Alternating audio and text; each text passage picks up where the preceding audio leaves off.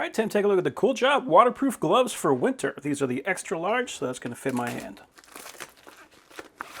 Okay, so that definitely has a nice rubbery material on here. Jeez, these things are better than my skiing gloves. So just with a quick look at it, you can tell these things have a ton of insulation in there. It says that they are double latex coated, so that is going to help to prevent any kind of moisture from getting in there, but is also still somewhat flexible. So we're going to maintain our dexterity. Around the wrist, we have this nice elastic band, and we have plenty of insulation on the inside. So let's see how they feel.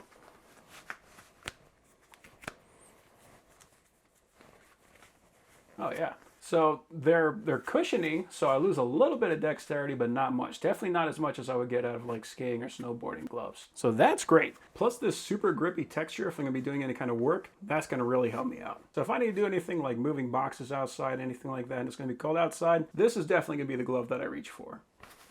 Oh yeah, that is a ton of grip. Okay, yeah, I'm real happy with these. So those are some awesome gloves.